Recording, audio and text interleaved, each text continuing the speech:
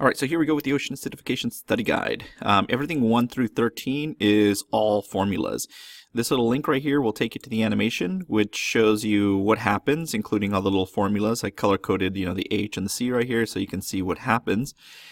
As the carbon dioxide and water combine, they're going to form carbonic acid, H2CO3, then all of a sudden, pop, hydrogen's going to come off. That's going to turn into bicarbonate, loose hydrogen ion.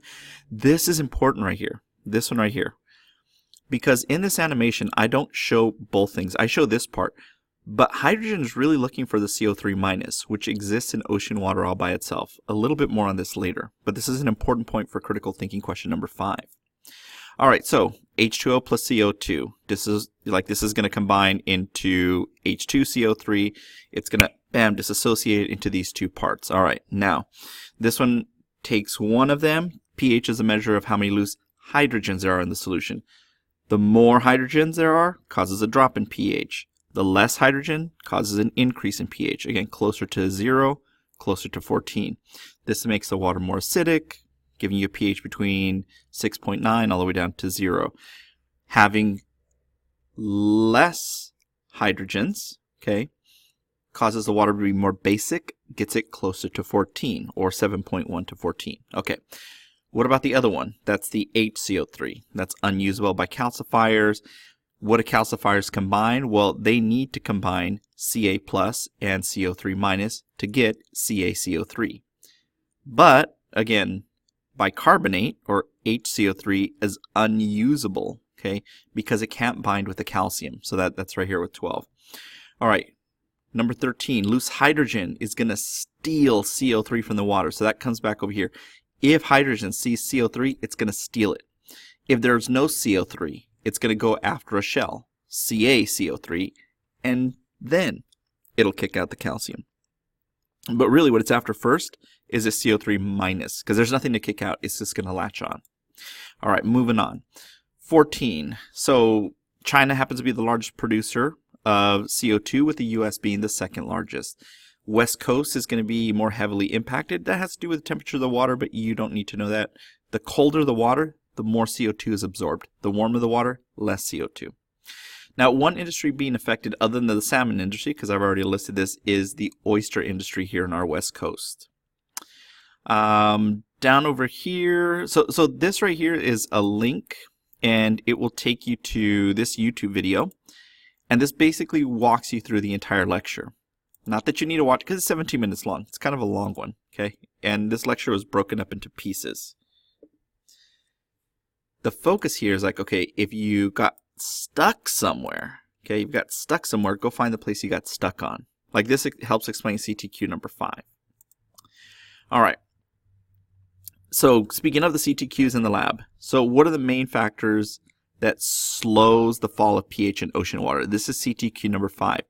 It has to do, let me rewind it here, with this section right here, okay? Or go to the CTQ and look it up. Also CTQs, like if you click on this video, this one will cover the CTQs for you. So like that question that I just answered is this one right here. So just fast forward to 6 minutes, 15 seconds, watch it, and hopefully you can answer that question. So ocean acidification has helped slow global warming by absorbing, and that goes back to this first question. So watch it from, minute 1 till it's finished. If CO2 goes up, what's going to happen to the pH? This has to do with the grid that's up behind the beads paper. If CaCO3 has increased, then that means that the H2CO3 has. So what happens, like previous? Now, in the shell lab, the pH was lower on day 2 because of less hydrogen ions. Now, that's easy because, kind of easy to remember, but the explanation is what matters. So if you don't know how to explain that, then go over to minute number, I want to say it's after this one. Oh, it's actually right here. So it's this critical thinking question. So around minute number 2 or whatever, find this question and be able to answer that one. All right, 37, 38, 39, you can skip for right now. Let's come over here to 25 to 28. These are all names. So like carbon dioxide plus water gives you carbonic acid. It's going to dissociate into a hydrogen ion and bicarbonate. Bicarbonate is unusable by calcifiers because it will not bind with calcium. Calcifiers combine calcium and carbonate to form calcium carbonate. So this is all just straight words, no formulas in this one. This one is talking about like, okay, how can phytoplankton decrease the amount of gas in the water? This link takes you to a YouTube video, and you can watch that and it'll explain it. But basically it's the same thing as the CTQ we were working on. This leads to an increase in pH. This will lead to an increase in pH. And in the short term, this is going to harm the shellfish industry. Why? Because it's going to make them poisonous to us. Like, it doesn't harm them, but we just can't eat them. All right, coming down over here, primary cause of ocean acidification is an increase in CO2. Okay, ocean acidification has helped slow down climate change by absorbing excess CO2. This percentage, now this is one that people are like worried about. Look, anywhere between 25 and 50% is an acceptable answer, but if you want like the one I'm kind of looking for, I guess, 30%.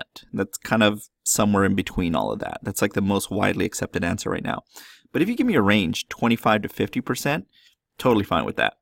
Current pH of the ocean is 8.1. It's estimated that by 2100 it'll be 7.5. At this point, the ocean is still a base, but that's misleading because that's why ocean acidification, it's kind of a misleading name because people think like, oh, it means that the ocean's going to be an acid. No, it's not. It just means it's getting closer to zero. And it is. It's at 8.1. At some point, it's going to be 7.5. This lower pH makes it harder for calcifiers to form their shells, okay? With carbonate or that CO3. Why? Because the extra hydrogens are stealing them. So if I go back to this animation and kind of this part in the notebook right here, like this is the big thing. Look, if you got a loose hydrogen, that's what this is saying. Look, you combine water and carbon dioxide to get carbonic acid.